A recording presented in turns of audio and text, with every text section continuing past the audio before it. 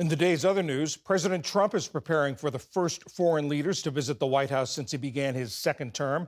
This week, Mr. Trump meets with Israeli Prime Minister Benjamin Netanyahu, and a week later, King Abdullah of Jordan. Before leaving Israel, Netanyahu said he expects to discuss victory over Hamas, as he put it. Tomorrow, Netanyahu will meet with Mr. Trump's Middle East envoy, Steve Witkoff, to discuss negotiations for the second phase of the ceasefire deal. Those talks come after the Israeli military said it fired at a suspicious vehicle in northern Gaza that wasn't traveling on the route agreed to in the ceasefire. New preliminary data shows conflicting readings about the altitudes of the passenger jet and the Army helicopter when they collided near Reagan National Airport this past week.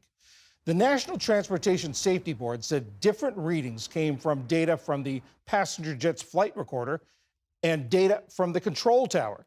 Investigators say it could still be months before they have final answers about what happened. Today, family members and loved ones of the 67 people killed in Wednesday night's crash visited the scene.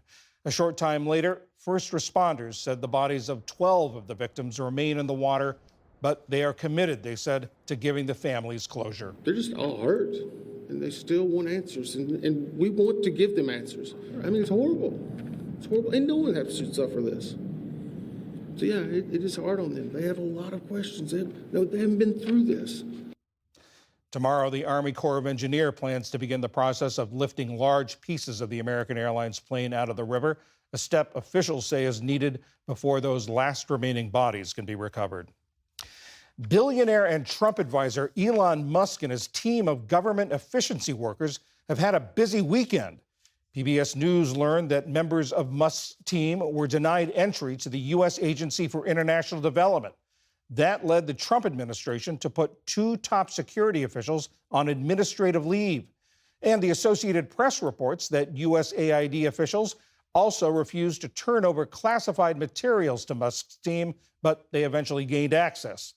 Today on X, Musk called the agency a criminal organization. USAID is the world's largest provider of food assistance. There was a similar access issue at the Treasury Department this weekend, where it was widely reported that some of Musk's team gained access to the federal payment system.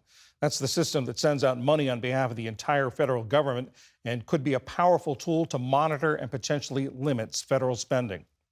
Still to come on PBS News Weekend, exploring the lasting mental toll of the devastating California wildfires and the link between a deadly strain of the avian flu and soaring egg prices nationwide.